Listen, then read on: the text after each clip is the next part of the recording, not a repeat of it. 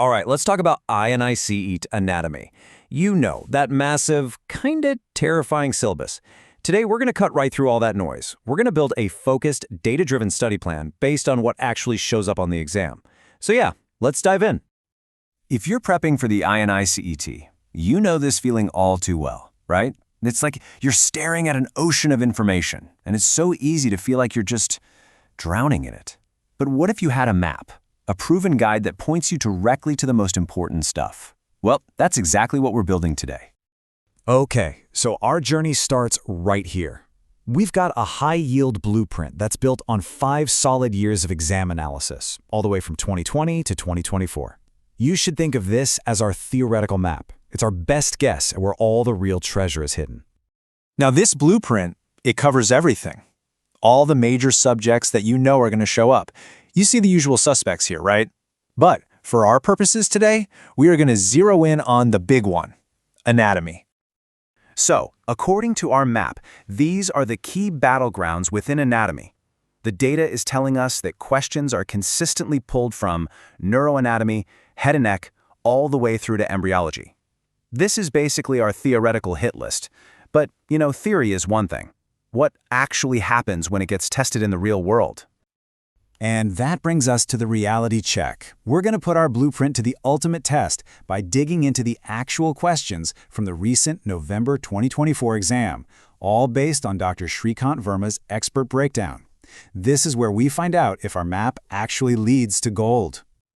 And wow, the first report from the ground is, well, it's crystal clear. Dr. Verma's analysis immediately points to a huge trend. He doesn't mince words. He says the main focus for INI-CET anatomy has to be head and neck and neuroanatomy, period. And he's got the hard numbers to prove it.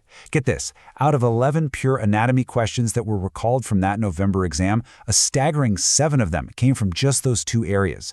Think about that for a second. That's over 60% of the questions coming from just a tiny slice of the syllabus. And when you see it visualized like this, it's even more powerful. I mean, look at that. This is not an even spread at all. It's a massive, massive concentration of focus. This chart is telling you a really important story. If your study time isn't heavily weighted towards head and neck and neuroanatomy, you are just not studying efficiently. Okay, so we know where to focus our energy. But here's the real question. Did our blueprint predict the specifics? This is the crucial part. Let's see how our predictions actually lined up with the real questions on exam day. And boom, the validation is immediate. The blueprint flagged skull foramina as a high-yield topic. And what pops up on the November 2024 exam? A specific question about the foramen ovale. That's a perfect match. And see, knowing the details here was absolutely key. The mandibular nerve, which, as you know, supplies the muscles of mastication, passes right through it. This is exactly the kind of targeted knowledge the blueprint is designed to help you prepare for. Let's do another one. So the blueprint pointed to pharyngeal arches as being super important, and then the exam asks a question about the lateral pterygoid, one of the muscles of mastication.